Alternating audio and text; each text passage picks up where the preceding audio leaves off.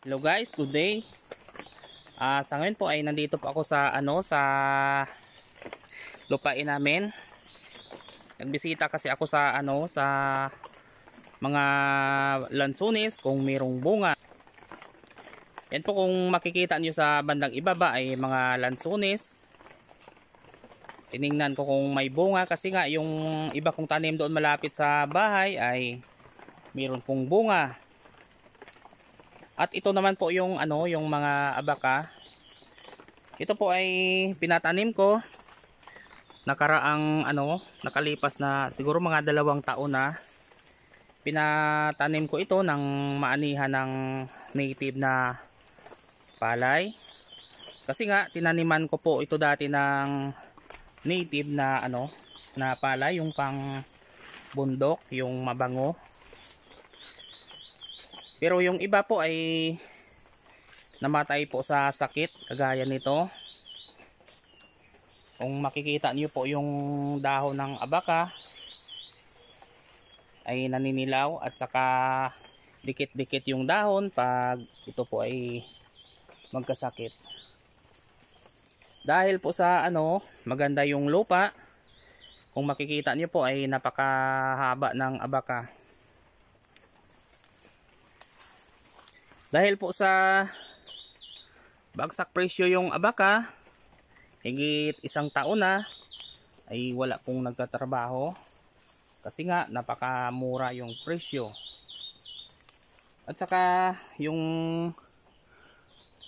pa nito, yung matindi pa nito ay logi talaga yung may-ari ng ng abaka kagaya ko. Kasi nga yung partihan nito pag ibininta yung finished products ay 2 parte yung sa nagtatrabaho at 1 parte yung sa may-ari. Halimbawa, pag nakabinta kayo ng abaka at nagkahalaga po ng halimbawa 15,000, yung parte lang ng may-ari ay 5,000 at sa nagtatrabaho ay 10,000. So ganun talaga yung partihan ng abaka pag nagbenta. 2 parte yung sa nagtatrabaho at 1 parte yung sa may-ari. Kaya kung isipin ay logi talaga yung may-ari. Kaya ako ngayon ay hindi lang po ako nagpo-focus sa abaka kasi nga low income talaga sa sa abaka. Kasi sa 1 taon minsan 1 beses lang ma-harvestan, 1 hanggang 2, depende po sa sa nagtatrabaho. Kasi pag kinuha itong yung pangatlo na tubo, mga 1 taon bago maharbisan ulit. Okay sana kung kagaya ng una na hati talaga yung hatian, hindi talaga lugi yung may-ari. Dito kasi ay maganda yung yung lupa. Kung makikita niyo po ay napakahaba ng ng pinatanim kong abaka. Bali 5 katao yung pinatanim ko nito. Kaya ito na yung tubo. Kaya naisip ko na lang na magtanim ng extra ng mga gulay. Kasi nga kung abaka lang ay wala talagang maasahan. Walang asinso kasi nga dahil sa mababa na yung presyo, tapos sa hatian ay lugi talaga yung may-ari.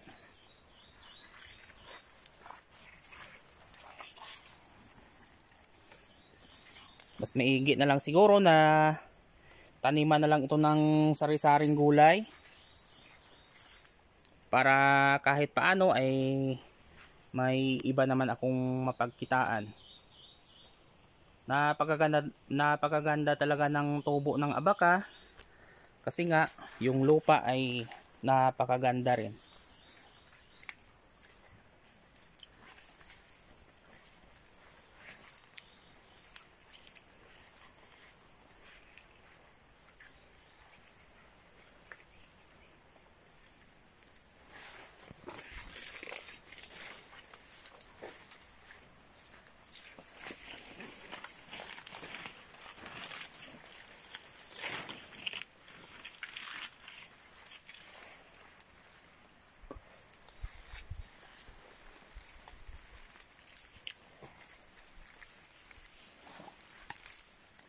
At ito naman po yung ano, yung bagyo-bagyo yung tawag nito sa amin. Yung ginugulay. Yung hinahalo po ito sa ano, sa isda. Napakataba nila dahil sa magandang klase yung lupa.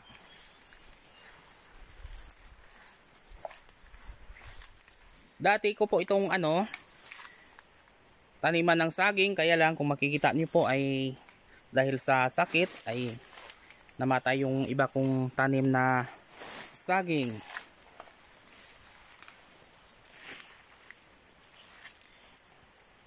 Yan po yung mga lansunis at rambutan. Nakaraan po ay marami po yung na-harvest naming lansunis dito.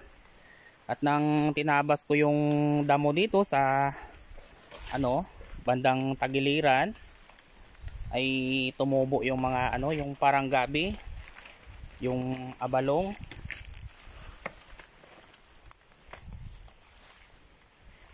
Ito po yung ano, yung pinapakain namin sa baboy.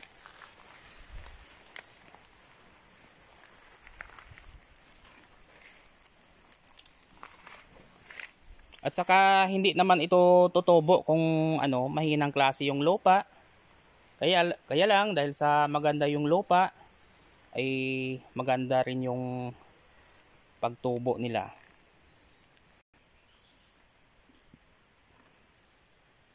At marami na ngang ano, tumutubo na niyog at saka pwede na pong itanim dahil mahaba na.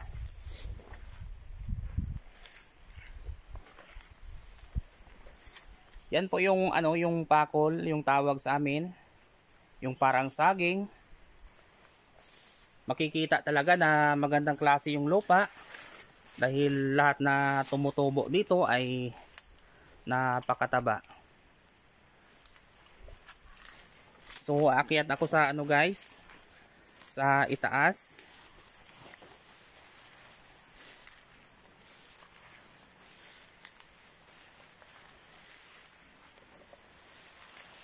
Maganda talaga dito yung ano, yung gulay kasi nga medyo patag at saka kulay itim yung ano, yung lupa. At siyempre meron din pong ano, lansones dito sa bandang unahan. Hanggang dito yung patanim ko ng abaka.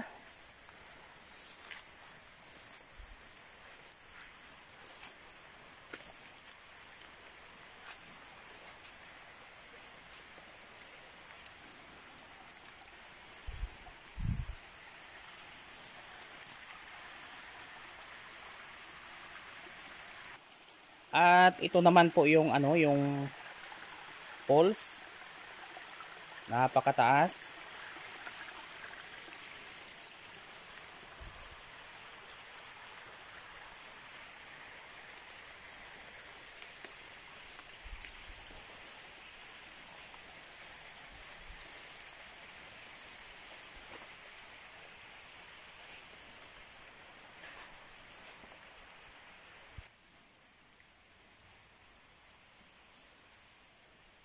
Ito yung ano, tinanim kong abukado nakaraan. At siyempre meron din pong ano, hybrid na niyog.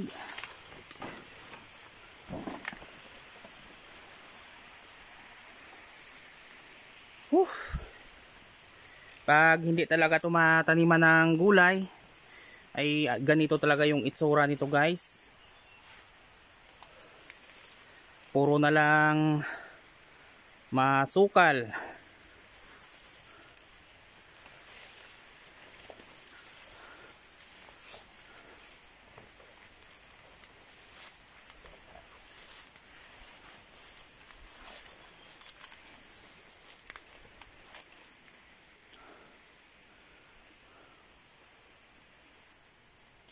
Kung hindi lang sana uso yung ano, yung sakit sa saging, maganda sana yung saging na ano dito, yung project na saging. Kaya lang dahil sa uso yung sakit sa saging, ay napakawalang gana magtanim. Kasi ito yung tinanim kong latundan. Na-harvestan ko lang to ng isang beses. Pero yung nito, yung kasama, yan po ay nagkaroon naman po ng ng sakit.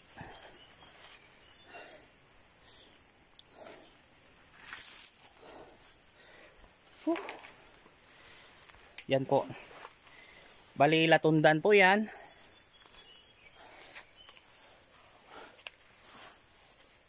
Grabe, hiningal po ako.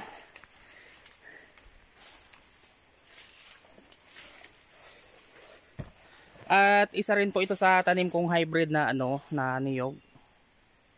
Malaki na. At mayroon ding sili. Ito tanim ng ng ate ko. Gabi.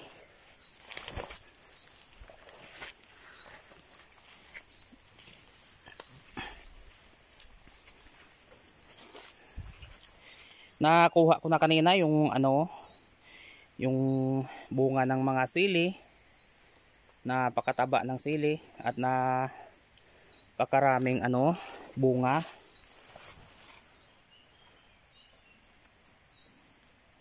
Yan po, maraming bunga. At saka yung gabi ay napakataba.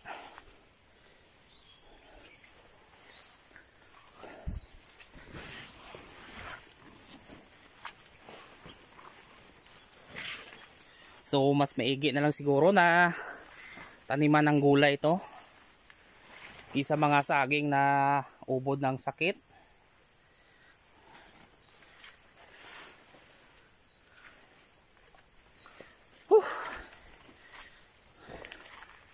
Dito na po ako sa bandang itaas. At ako'y kakain na. So hanggang dito lang muna guys. At maraming salamat sa inyong panonood.